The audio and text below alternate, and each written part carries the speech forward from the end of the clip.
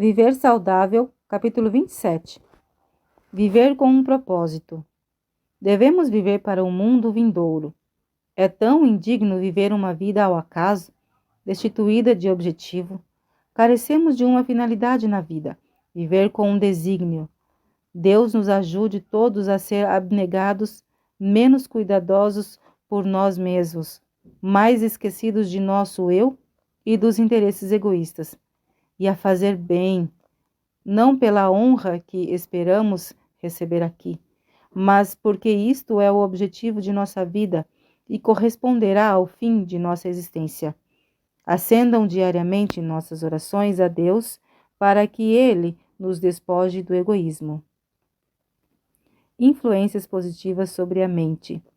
Coisa alguma tende mais a promover a saúde do corpo e da alma do que um espírito de gratidão e louvor. É positivo dever resistir à melancolia, às ideias e sentimentos de descontentamento. Dever tão grande é orar. Quão natural é considerar-nos inteiros donos de nós mesmos. Mas a palavra inspirada declara: não sois de vós mesmos, fostes comprado por bom preço. 1 Coríntios, capítulo 6, versículos 19 e 20. Em nossas relações com os semelhantes, somos donos das faculdades físicas e mentais que nos foram confiadas. Em nossas relações com Deus, recebemos por empréstimo, somos mordomos de sua graça. Alvo de atingir um estado de unidade. É vontade de Deus que a união e o amor fraternal existam entre seu povo. A oração de Cristo, precisamente antes de sua crucificação, foi para que seus discípulos fossem um como ele é um com o Pai, a fim de que o mundo pudesse crer que Deus o enviara. Essa oração muito tocante e maravilhosa atravessa os séculos, até mesmo os nossos dias, pois suas palavras foram: não rogo somente por estes, mas também por aqueles que pela sua palavra hão de crer em mim. João, capítulo 17, versículo 20. Conquanto não devamos sacrificar um único princípio da verdade, deveria ser nosso constante objetivo atingir este estado de unidade. Esta é a prova de nosso discipulado, disse Jesus. Nisto todos conhecerão que sois meus discípulos, se vós amardes uns aos outros. João, capítulo 13, versículo 35. O apóstolo Pedro exorta a igreja: sede todos de um mesmo sentimento, compassivos, amando os irmãos. 1 Pedro, capítulo 3, versículo 8. Aproveitar o positivo do ambiente. Todos vós já vistes na superfície do lago o lindo e alvo lírio. Como ficamos ansiosos quanto desejamos aquela flor e nos empenhamos em consegui-la. Não importa quanta espuma, entulho e imundícia há em volta. Isso não destrói nosso desejo de possuir o lírio. Admiramo-nos de que o lírio possa ser tão lindo e alvo onde há tanta imundícia. Bem, há uma haste que toca as áureas areias embaixo e não absorve nada senão a mais pura substância que alimenta o lírio até que se torne a flor pura e imaculada, como a vemos.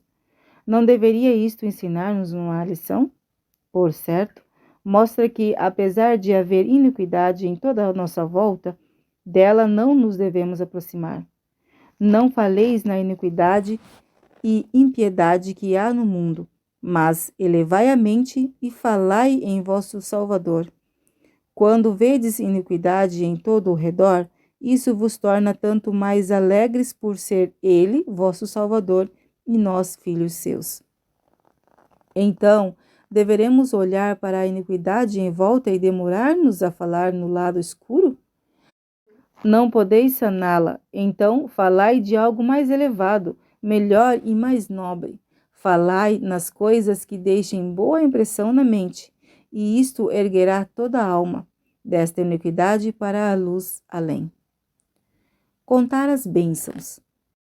Se toda a energia mal empregada fosse consagrada ao supremo objetivo, as ricas provisões da graça de Deus nesta vida, que testemunhos poderíamos pendurar nas salas da memória para relembrarem as misericórdias e favores de Deus.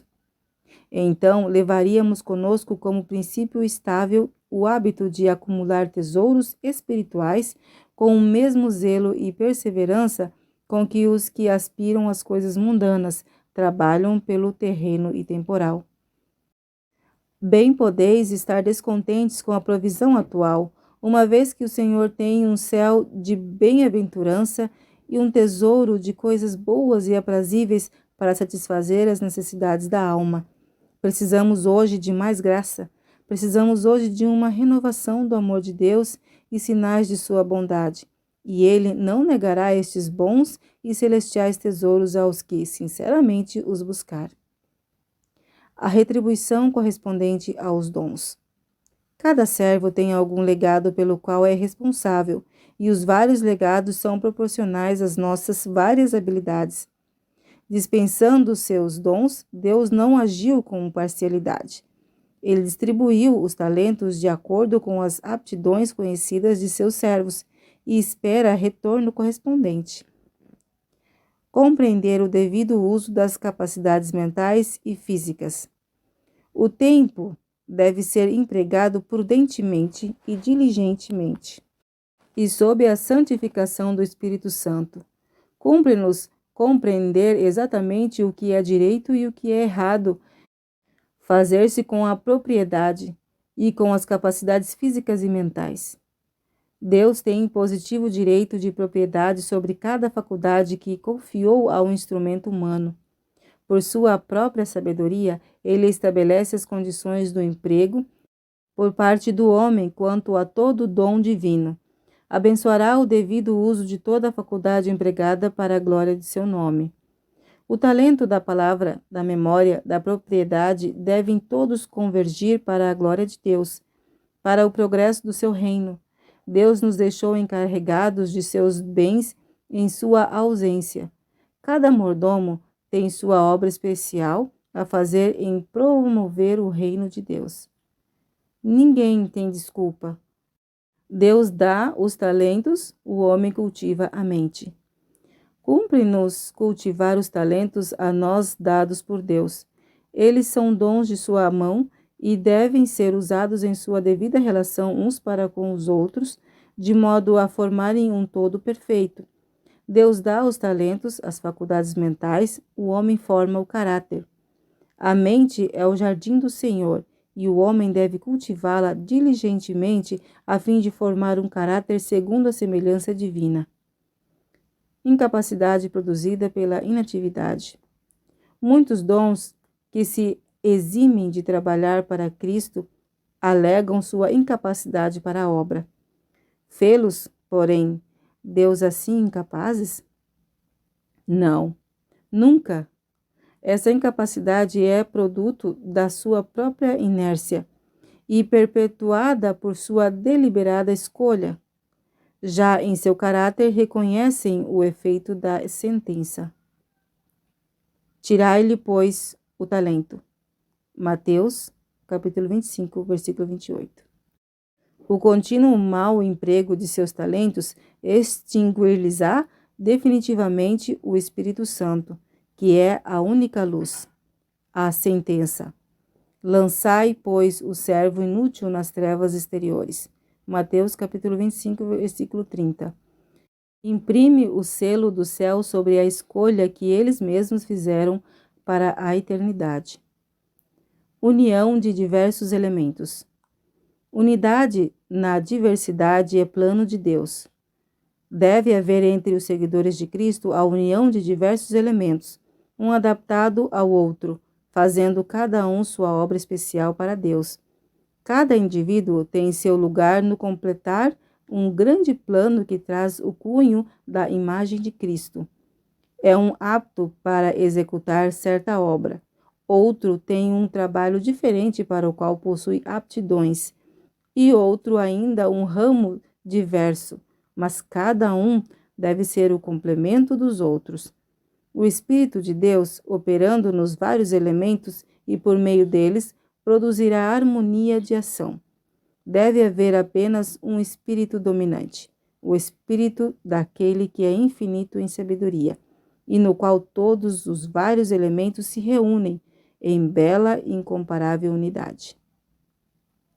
O coração revelado no caráter. O que quer que sejamos no coração, manifestar-se-á no caráter, e terá influência em todos com quem nos associarmos. Nossas palavras, nossas ações, são cheiro de vida para a vida, ou de morte para a morte.